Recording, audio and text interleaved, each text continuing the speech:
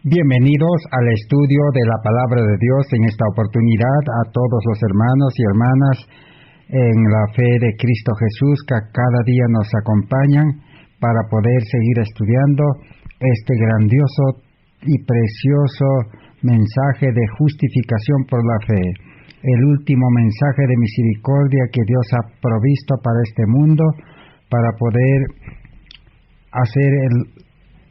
poder dar la última oportunidad para que los seres humanos que realmente desean la salvación puedan apropiarse de Cristo nuestra justicia. Estamos estudiando esta serie de estudios de justificación por la fe. Estamos en el estudio número 216 de esta serie.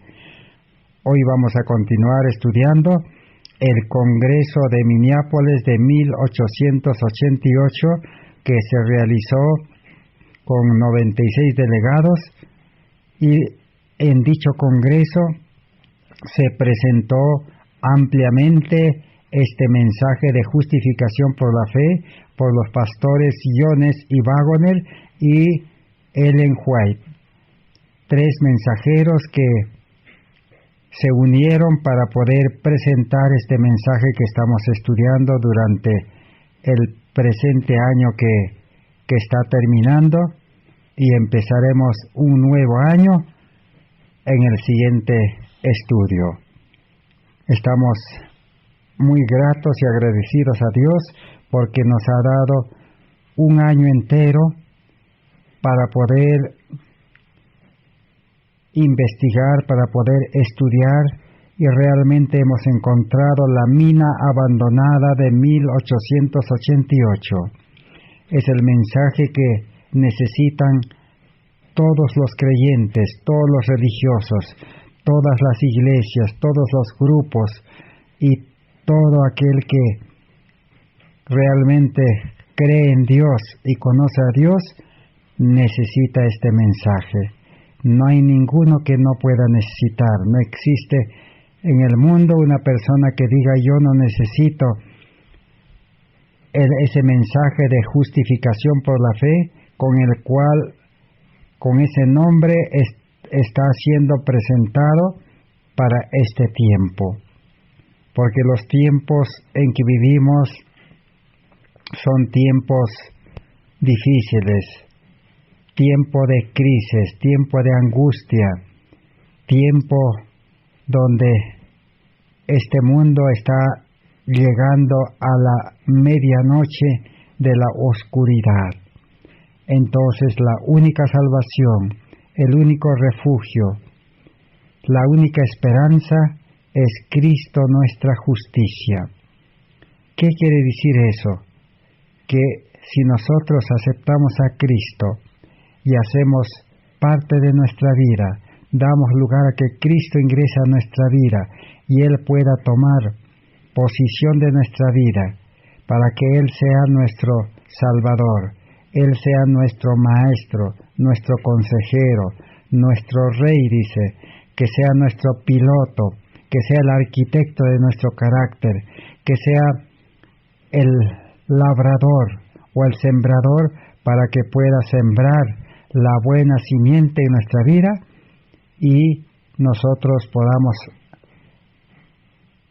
como seres humanos pecadores, reconocer nuestra condición pecaminosa, de que nosotros como seres humanos carnales no tenemos esperanza de mejorar, no tenemos esperanza de que nuestra vida pecaminosa cambie a una vida mejor. No existe ninguna esperanza, porque hasta aquí, en los cerca de 6,000 años de vida que tiene este mundo de pecado, ningún ser humano ha podido cambiar. Por eso el plan de salvación presenta el mensaje de que el ser humano carnal debe morir, el yo debe morir. Pablo claramente dice, cada día muero. Con Cristo estoy juntamente crucificado, dice, ya no vivo yo. o Romanos capítulo 6 dice, Romanos 6 del 1 al 10 podemos leer, allí dice que el hombre natural, el hombre viejo, debe morir, debe ser sepultado en las aguas del bautismo y debe resucitar, así como Cristo resucitó, a una vida nueva. Es la vida espiritual. Ese es el mensaje de justificación por la fe. El mensaje de justificación por la fe no está dado para justificar al pecador, sino justifica al justo.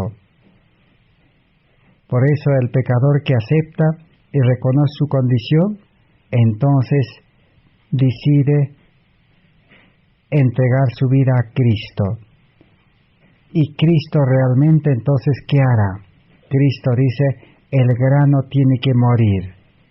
Así nuestra vida carnal tiene que llegar a una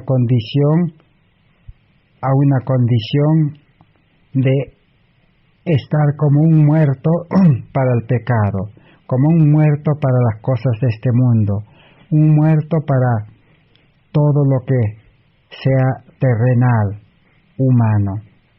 Y ahora vivo, dice el hombre interior, el hombre espiritual vivo para Dios.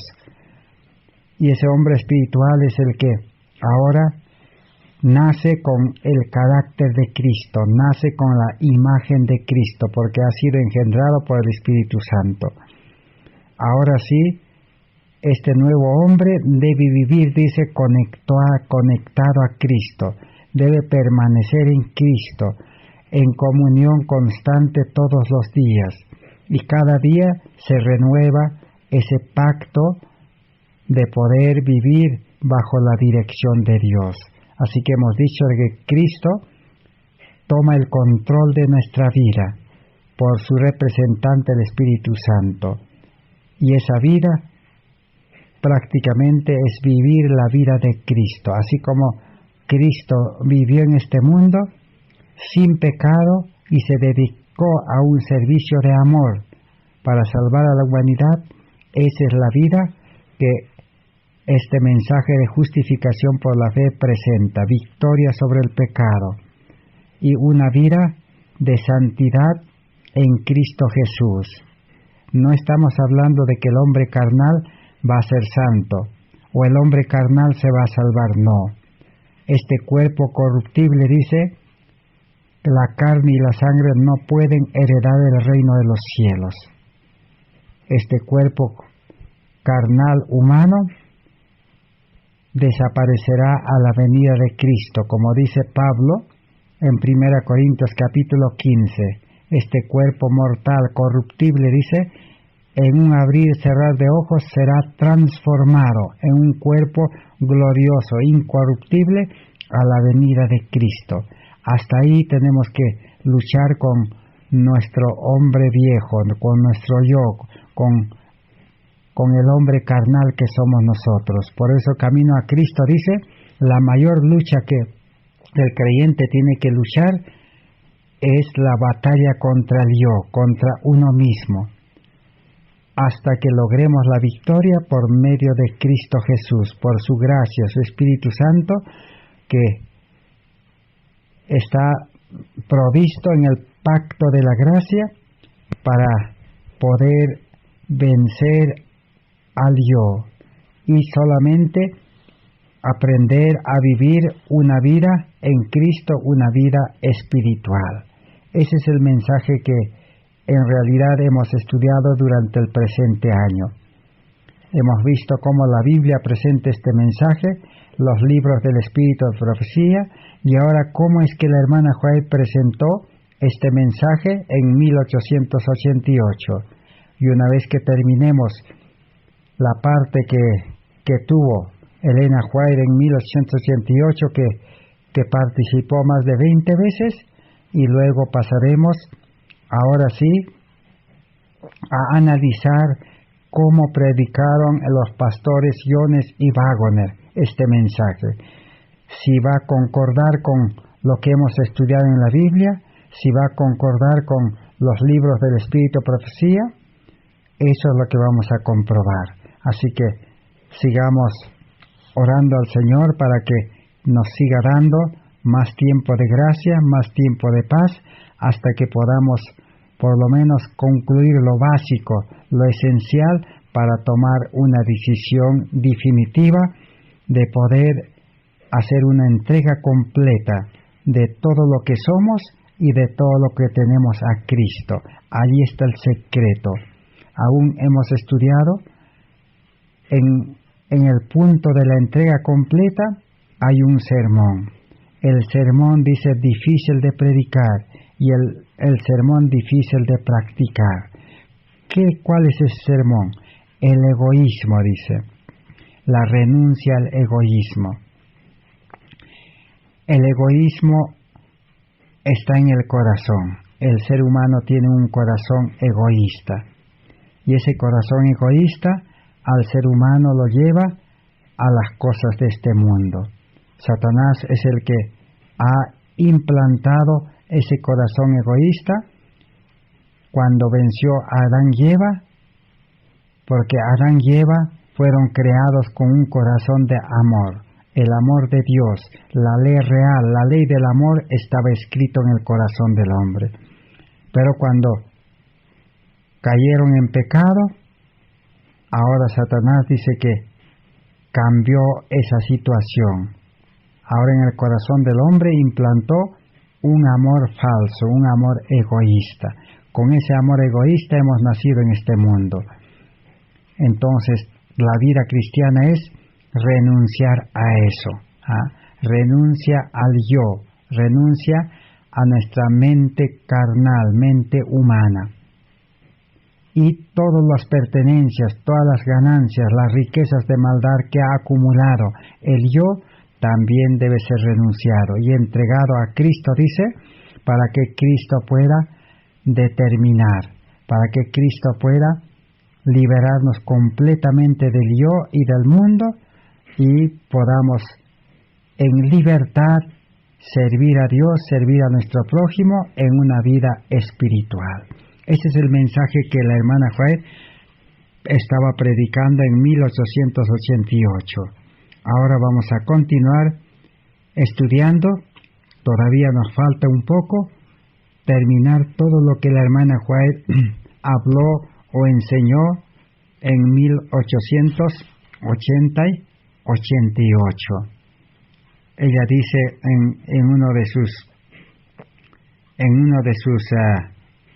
presentaciones, dice: el Señor me ha dado, dice, mensajes de advertencia, reprensión y palabras de esperanza y fe.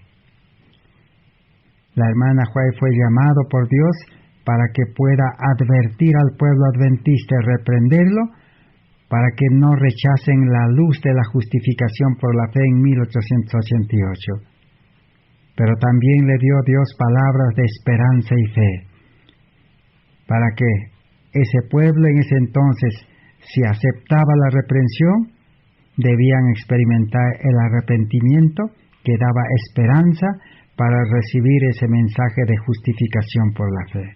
Por eso es que necesitamos terminar de estudiar todo lo que la hermana White enseñó y reprendió y amonestó. Ahora vamos a continuar entonces. En Materiales de Elena White, página 314, tomo 1. Allí, en el primer tomo especialmente, ella dejó registrado todo lo que ella enseñó y qué acontecimientos se produjeron en el Congreso. 314, leamos. Dice: es el mismo Espíritu que condenó al Señor de la vida y la gloria. La verdad que santifica el alma no produce zarzas ni espinas. Por sus frutos los conoceréis, dijo Jesús.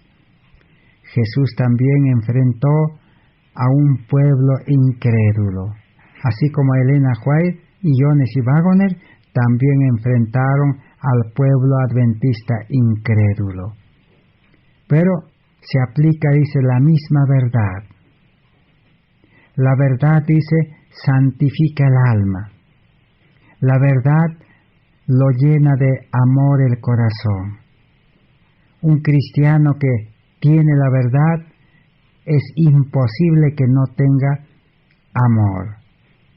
Está lleno del amor de Dios. Y cuando el creyente tiene el amor de Dios, ¿qué hace? El amor de Dios dice, no critica, no juzga, no condena, no interpreta mal, no se opone a la luz y no hace nada indebido. Pero, como hemos visto, esa conducta negativa, equivocada, es lo que se manifestó en 1888. Todos los dirigentes, hasta los últimos que asistían a ese congreso, siguieron el ejemplo de sus dirigentes y comenzaron a dudar, comenzaron a criticar, comenzaron a condenar, comenzaron a hablar mal, dice, del mensaje y de los mensajeros. Por eso la hermana White les presentó la advertencia. La verdad santifica el alma y produce buenos frutos. Pero cuando no es verdad, cuando están siguiendo la mentira, cuando están equivocados, errados, va a producir, dice, zarzas y espinas, o sea, un carácter amargo, un carácter condenatorio, un carácter que no ama al prójimo. Eso es lo que estaba aconteciendo en 1888. Y en este tiempo nosotros nos toca preguntarnos también cada uno, ¿cómo están nuestros frutos? ¿Cómo está nuestro carácter? ¿Qué carácter tenemos? No se trata de que nuestro carácter debe cambiar, porque la psicología, la educación del mundo enseña de que el ser humano debe cambiar, debe mejorar, debe educarse, dice. Pero no, el evangelio de salvación que Cristo trajo, ese evangelio es un cambio total, una transformación total. Y esa transformación total lleva a que el hombre natural debe morir, como hemos dicho. El hombre carnal debe morir porque no va a poder cambiar. Y Dios es creador y quiere crear un nuevo hombre dentro del hombre carnal. Ese es el evangelio de salvación. Y esa creación, dice, no se puede explicar. Por eso, la salvación por fe y gracia. La entrega es por fe y gracia. El nuevo nacimiento a la vida espiritual es por fe y gracia. Por sus frutos los conoceréis. Entonces las palabras fueron pronunciadas. Solo descansaré en la fuerza del Todopoderoso. Es un amigo que nunca te abandonará, nunca te traicionará. Él es tu refugio. Ninguna tormenta o tempestad lo puede mover. En Dios está tu fuerza, la fe en Dios es tu escudo y tu cinturón. Su gracia es suficiente para ti. Así que la gracia de Dios es suficiente para poder mantenernos en la tormenta, en la tempestad. Nada podrá movernos, dice. Cuando dice nada podrá movernos, ¿a qué se refiere? Que el creyente va a seguir siendo creyente, religioso fiel, cristiano fiel, obedeciendo voluntariamente, espontáneamente.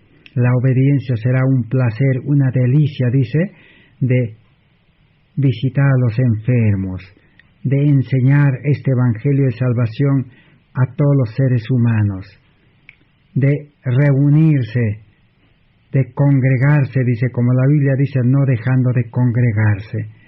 Todo eso, dice, se hará, dice, bajo la gracia de Dios, no con fuerza humana, sino por gracia. Por eso Romanos capítulo 6, 14 o 13, 14, 15, que dice, el que está, dice, en el reino de la gracia, el pecado no se enseñoreará, dice. ¿Será que vamos a seguir pecando porque estamos en la gracia? No, de ninguna manera, dice. El pecado no tendrá poder. Los poderes de este mundo no podrán quitarnos la libertad. Ninguna enfermedad, ninguna cosa de este mundo podrá privar, podrá detener, podrá prohibir al verdadero cristiano, porque tiene el Espíritu Santo morando en él. Así los frutos del amor se van a manifestar. Eso es el Evangelio que la hermana White estaba enseñando en 1888. Sigamos en la página 312 ahora. Dice, el guía que me acompañó me informó de la condición espiritual en la que estaban estos hombres delante de Dios, que juzgaban a sus hermanos. Así que la hermana Elena White no actuó de su propia voluntad, ni con su propia iniciativa, ni su propia apreciación, ni su propia posición, sino que Dios le reveló. Dios le reveló, dice, la condición espiritual de todos los delegados, comenzando desde los dirigentes hasta el último. Y le reveló que ellos no tenían el carácter de Cristo. Por eso se ocuparon durante todo el Congreso a juzgar a sus hermanos, a los mensajeros. No estaban guardando, dice, sus propias almas en el amor de Dios. En otras palabras, no tenían amor de Dios en el corazón. Si hubiesen crecido en la gracia y el conocimiento de nuestro Señor y Salvador Jesucristo, habrían distinguido la luz de la oscuridad, la verdad del error. Si realmente hubieran sido creyentes, ¿no?, convertidos, que conocían a Cristo realmente, hubieran distinguido, dice, la luz y hubieran aceptado. Hubieran distinguido la verdad y hubieran aceptado. Pero ellos se confundieron, dice, en la oscuridad, en el error. Eso es lo que estaba aconteciendo en 1888 en el Congreso de Minneapolis. La página 312, sigamos. Dice, había declarado mi intención de salir de la reunión tan pronto como el sábado acabara. Pero cuando me aseguró que tenía una obra que hacer, de estar en mi puesto, que Dios me había dado un mensaje para llevar en su nombre, y aunque yo tenía previstas las consecuencias, no estaría bien delante de Dios, ni tendría paz. ¿Qué aconteció cuando el mal espíritu estaba leudando el Congreso? Cuando los seres humanos como líderes estaban manejando a toda la delegación, y toda la delegación seguía a sus dirigentes, y no había un ambiente de amor, no había un ambiente de paz, de unión del Espíritu de Dios, no había. Entonces la hermana White dice, en algún momento del Congreso, ¿qué aconteció? Había declarado de su intención de retirarse de Minneapolis, de salir de la reunión, tan pronto como el sábado termine. Pero aquella noche, dice, Dios le dio una visión. Le reveló, un ángel le reveló y le dijo que Dios le ha dicho de que no debe abandonar, no debe salir, debe permanecer, porque Dios tiene preparado para utilizarlo, para llevar un mensaje, dice, en su nombre. Así que, así la hermana White tuvo que quedar en el Congreso, a pesar que no reinaba el Espíritu de Dios, sino el espíritu del mal. Mi obra, dijo ella, no debe cesar aquí, porque el carácter de mi testimonio debe continuar, así como Dios debe dirigir hasta que estos males sean expulsados de las iglesias, a menos que los testimonios fieles se repitan continuamente en los oídos del pueblo de Dios. el mo que se ha puesto sobre la obra no será eliminado. A ver, esta última parte nos interesa. Dice, a menos que los testimonios fieles se repitan continuamente en los oídos del pueblo de Dios, el mo que se ha puesto sobre la obra no será eliminado. Aquí hay una promesa condicional. A menos que los testimonios fieles se repitan, o sea, a menos que el pueblo adventista, desde los dirigentes hasta los miembros, acepten y estén repitiendo, dice, este testimonio, como testimonio, este mensaje de justicia por la fe, a los oídos del pueblo. Si no se hace eso, el mo que se ha puesto sobre la obra no será eliminado. O sea, las tinieblas no serán disipados. El pueblo adventista se quedará en tinieblas, en mo. ¿Qué es el mo? Es algo que se está malogrando, algo que ya no vale. No va a poder ser eliminado, dice.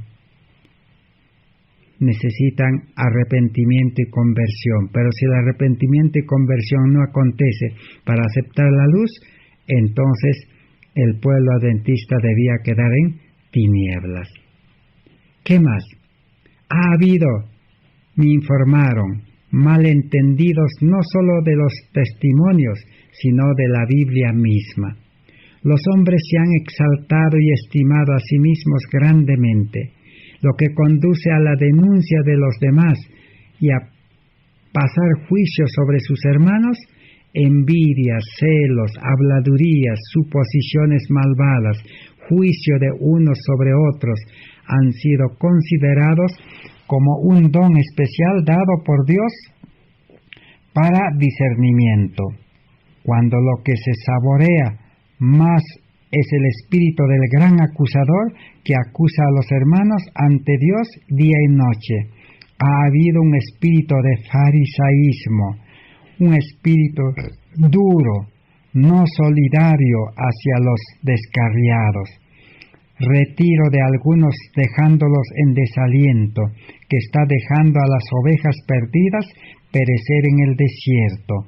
Ha habido una colocación de los hombres delante, una colocación de los hombres donde solo Dios debía estar. Es decir, los dirigentes se han colocado en lugar de Dios. Ellos han tomado las decisiones con mente humana, con sabiduría humana, de impedir que esa luz sea enseñado y aceptado. Aún más adelante vamos a ver que van a impedir que esa luz llegue al pueblo adventista y al mundo hasta el día de hoy. Eso es lo que estaba aconteciendo en 1888. Por eso la hermana White había llegado a tomar la decisión de retirarse. Pero Dios le dijo, tienes que quedarte y vas a tener que hacer una obra importante. ¿Y cuál era la obra importante? La obra importante era de detener a que pueda tomarse decisiones por votación de rechazar el mensaje de justificación por la fe. Porque como quiera que era una asamblea donde estaba representado todo el mundo de los adventistas, de todo el mundo los adventistas con sus delegados, y ellos podrían haber tomado decisiones. Y llegó un momento en que la propuesta se presentó para poder determinar cuántos delegados iban a aceptar de que se siga enseñando ese mensaje y cuántos votarían en contra. Pero ¿qué pasó? Ahí es cuando la hermana White tuvo que levantar la voz. Para eso Dios le había hecho quedar. Ella allí claramente hizo presente de que la luz de Dios, la palabra de Dios, los mensajes de Dios, los principios de Dios, las leyes de Dios, el hombre no puede tomar decisiones, no puede votar si se debe aceptar o no. El hombre no es nada. Así que esa es la explicación que dio la hermana White, y por lo tanto no llegaron a oficialmente rechazar el mensaje de justificación por la fe por votación. Pero sí el rechazo continuaba. Y como dice, ese rechazo aún hasta el día de hoy continúa. Por eso el pueblo adventista se quedó en tinieblas, se quedó en incredulidad. Y por eso se ha dividido ya. Solo el Espíritu de Dios puede unir, el amor verdadero puede unir. Pero como no hay Cristo, no hay amor, no hay el Espíritu de Dios, el pueblo adventista se desglosó en miles y miles de grupos y iglesias adventistas. Así que esa es la mayor prueba de que ese mensaje no se aceptó. Porque ese mensaje de justicia por la fe es un cambio total de la vida. Por eso la Biblia utiliza como símbolo de la justicia de Cristo el vestido. Dice el vestido inmaculado de Cristo, donde no entra, dice, ninguna fibra humana, no hay parte humana. Todo está tejido, dice, en el telar del cielo. Es el carácter perfecto de Cristo que vivió en este mundo. Así que ese carácter, su justicia, nos quiere dar, si aceptamos, gratuitamente. Pero así como en la ilustración del sacerdote Josué, el sacerdote Josué tenía que primero habérsele quitado las vestiduras sucias, manchadas, haraposos, para que pueda colocarse el vestido nuevo de la justicia de Cristo. Es un cambio de vida. Por eso la vida humana del creyente debe desecharse.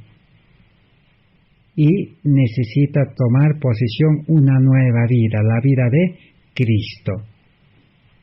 Ahora sí, los creyentes, dice, en este tiempo se van a unificar.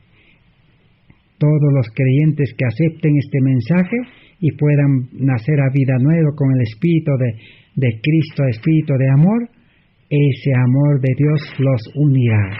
Ese Espíritu de Dios también los unirá.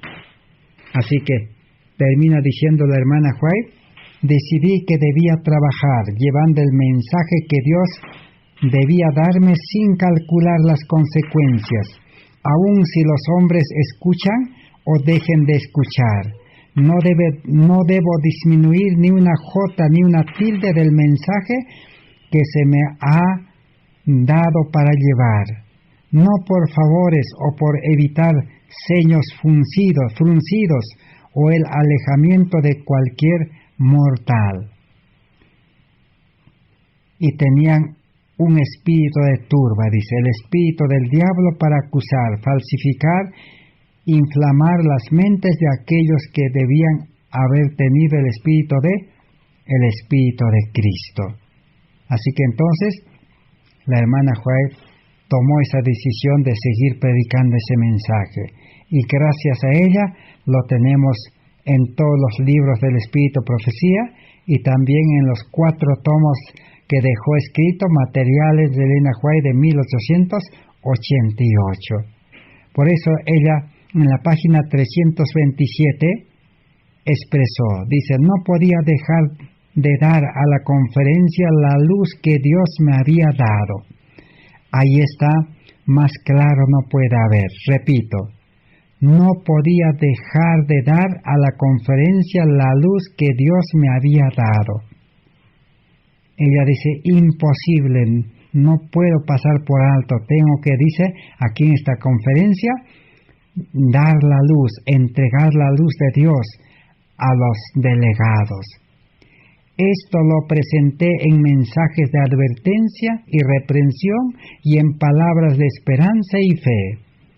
pero nada de lo que hablé en esta reunión ha sido reconocido o confesado como equivocado. Allí está la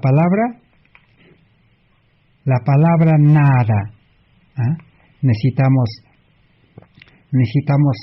tomar en cuenta esta palabra, que dice nada.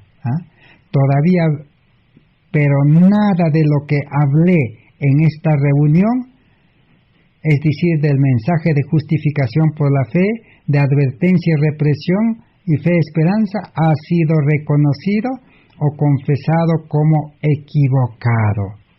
Todavía veo esos asuntos desde el mismo punto de vista y soy de la misma mente como cuando estuve en Minneapolis. Todos los peligros que entonces vi y que me trajeron tal carga han sido más claramente desarrollados desde esa reunión. Cuando me siento más plenamente familiarizada con la condición de nuestras iglesias, veo que cada advertencia dada en Minneapolis era necesaria. Así que todo lo que la hermana White enseñó, lo cual ahora aquí estamos aprendiendo, era necesario.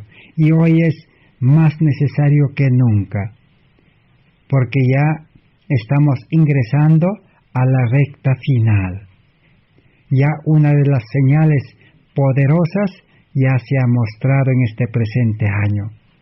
Y vendrán otros acontecimientos una tras otra. Necesitamos que Dios pueda revelarnos todo lo que va a acontecer de aquí adelante. La página 172-173 de Materiales de Elena White de 1888 dice así: los debatientes han sido educados considerando objeciones a la Biblia.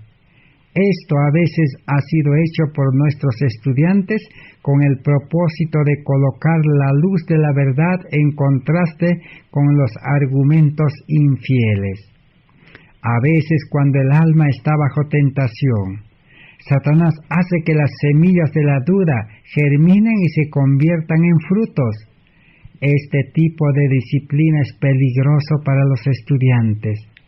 Nunca le den la más mínima sanción a la presentación de argumentos infieles. Aléjense de ellos como si fuera una serpiente, porque hay un veneno disfrazado que herirá el alma. ¿Qué está aquí dando a conocer? De que los que estudian, dice, los que estudian teología, los que estudian para ser líderes, maestros, predicadores, les están enseñando, dice en la escuela, a ser debatientes, a debatir con el mensaje al oponente, aclarar de que ellos están equivocados con un escrito está. Pero dice que ese método no es divino, no es método de Dios. Dios nunca enseñó a ser debatiente, aunque sea con la Biblia, no. Porque Satanás es el que ha creado esa situación para poder desvirtuar el mensaje. Así que si hay personas que se oponen al mensaje, y aún con argumentos, con escritos, ¿qué dice el consejo de Dios? Aléjense de ellos como si fuera una serpiente, porque hay un veneno disfrazado que herirá el alma. ¿Por qué dice que alejarse como si fuera de una serpiente? Porque realmente los que tienen objeciones, los que critican, los que hablan mal del mensaje que se enseña, eso indica que ellos, dice, no tienen el Espíritu de Dios, tienen el espíritu de la serpiente de Satanás. Y tienen veneno. ¿Y qué va a hacer el veneno? El veneno prácticamente lo va llevar a la tibieza, lo va a llevar a la muerte espiritual. Por eso, la advertencia es de que no se puede ser debatiente, no podemos responder a las preguntas que se consideran como un debate. Necesitamos nosotros tener la iluminación del Espíritu Santo para discernir realmente cuál es el objetivo de los oponentes, qué es lo que quieren. Dios nos puede revelar. Sigamos leyendo en la página 171.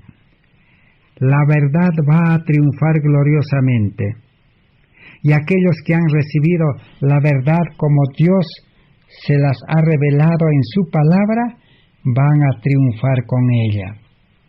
Aquellos que descuidan escudriñar la evidencia por sí mismos y que descansan en lo que otro dice o cree, no tendrá raíces en sí mismo y no serán capaces de dar una razón para la esperanza que poseen. Se necesita, dijo ella, escudriñar, investigar la Biblia, sin descansar, hasta que se pueda comprender realmente cómo es el plan de salvación, cómo es que el ser humano puede salvarse.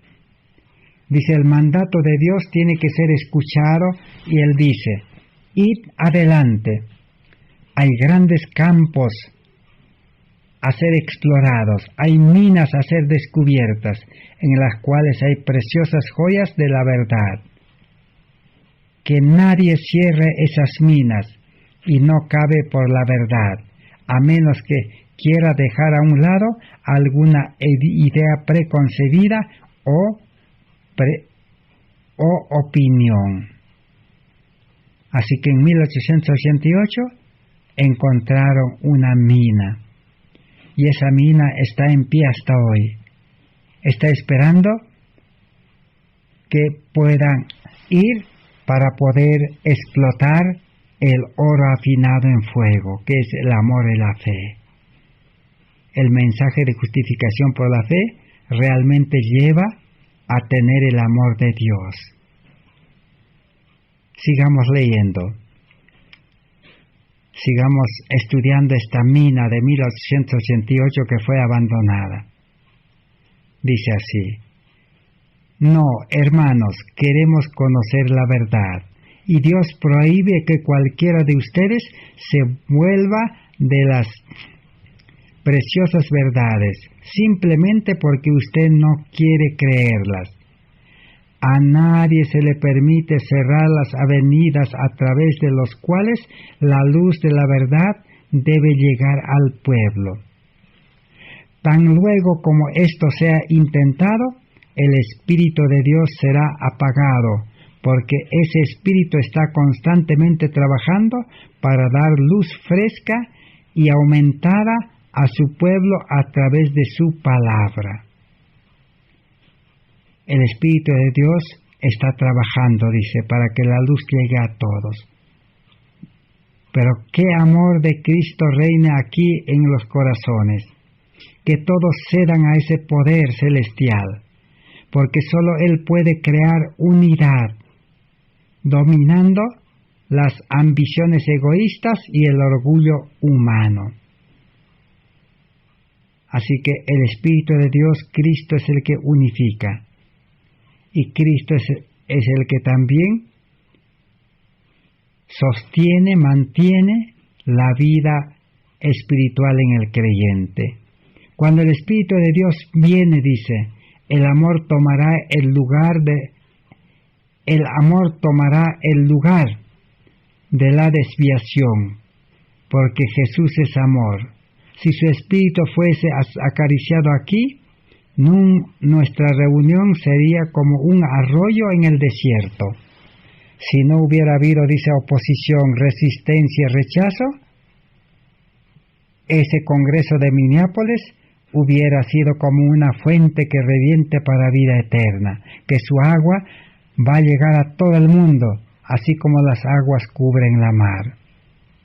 Eso es lo que estaba aconteciendo en 1888.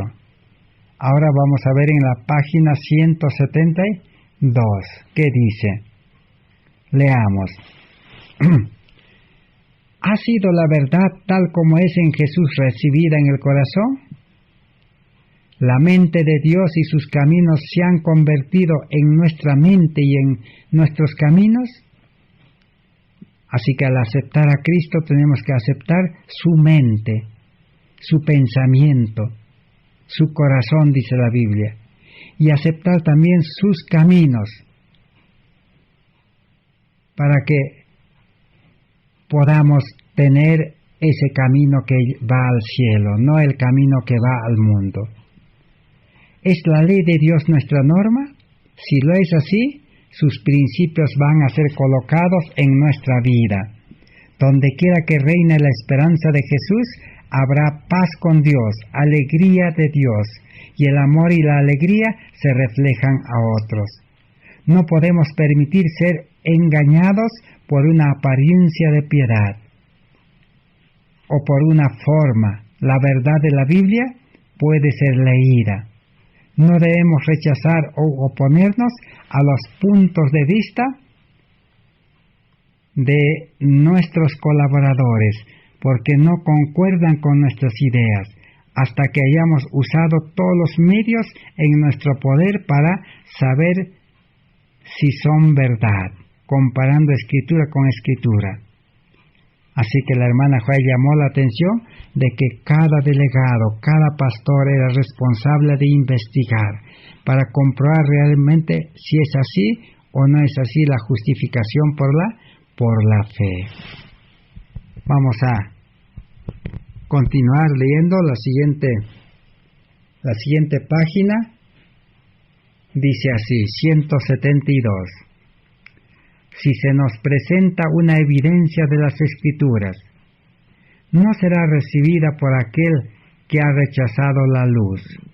Los hombres de Nazaret abrieron sus corazones a la incredulidad y como resultado rechazaron a Cristo. Los judíos dice que abrieron su corazón a la incredulidad, tenían corazones incrédulos. Y el resultado fue rechazar a Cristo en el Congreso. El espíritu combativo surgirá contra la verdad, y medios injustos serán tomados para influenciar a otros y para dejarlos sin efecto. El Señor quiere que nuestro intelecto esté santificado, elevado, ennoblecido, para que podamos distinguir la verdad del error, y para que coloquemos la verdad en el templo del alma, para que pueda ejercer una influencia sobre nuestro espíritu y carácter. Uno de los secretos entonces es colocar la verdad en el templo de nuestra alma, en nuestro corazón. Es obra de Dios. Terminemos esa página 172, dice así.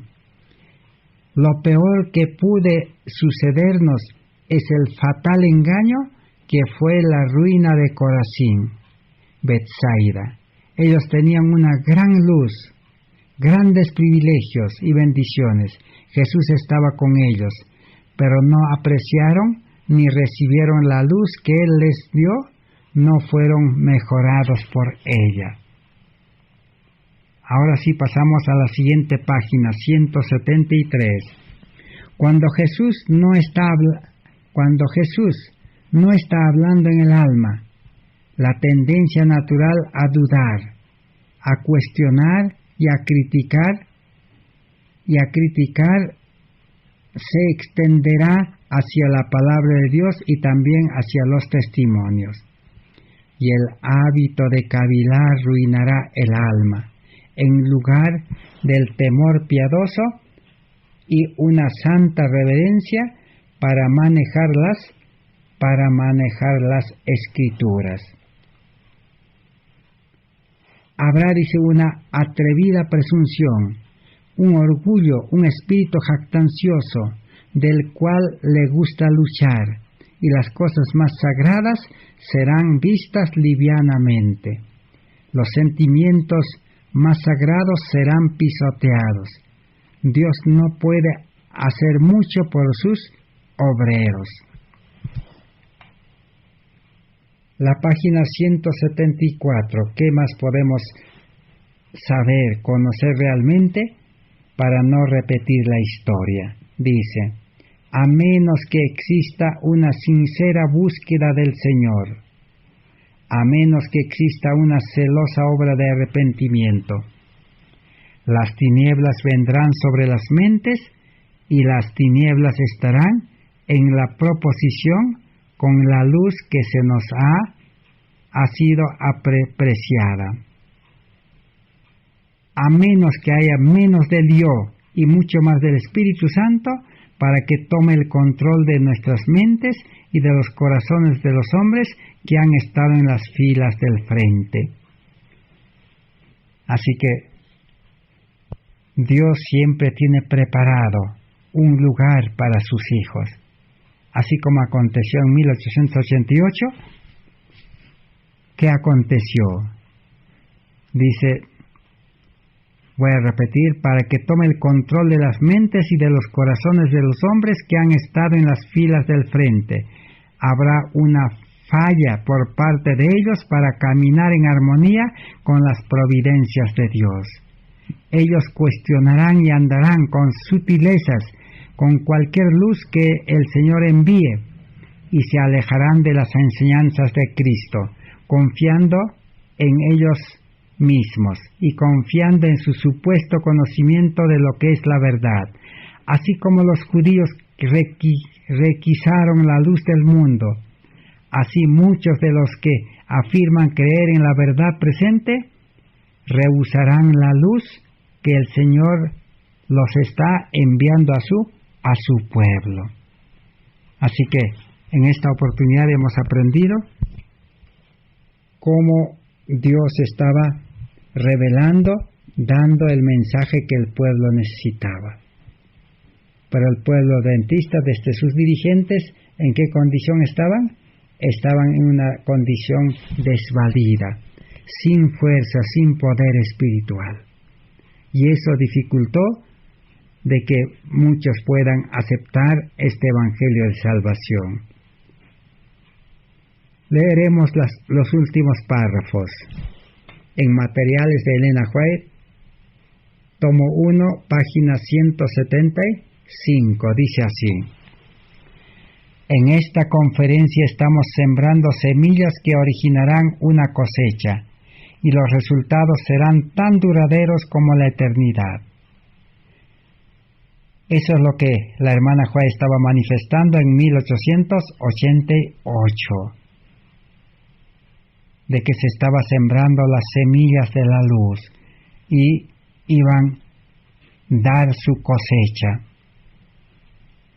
y los resultados serán para la eternidad, dice. Los obreros jóvenes están observando para ver qué espíritu manifiestan en esta reunión y cómo ustedes tratan a aquellos que sostienen puntos de vista que difieren de los vuestros.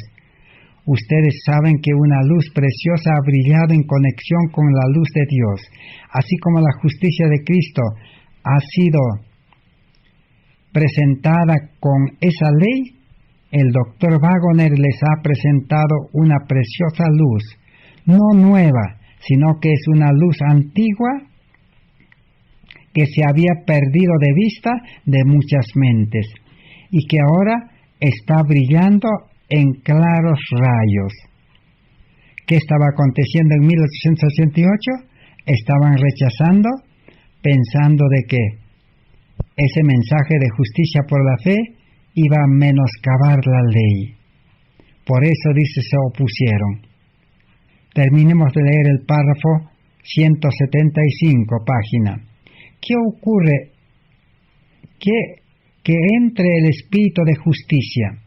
Aun cuando ustedes piensen que sus ideas sobre este asunto no son muy sanas, no emitan falsas declaraciones. No interpreten en forma errada sus palabras. No las coloquen bajo una luz falsa. Mantengan el espíritu de Cristo, guarden los mandamientos de Dios, amen a Dios supremamente y a sus prójimos como a vosotros mismos. Esas fueron las palabras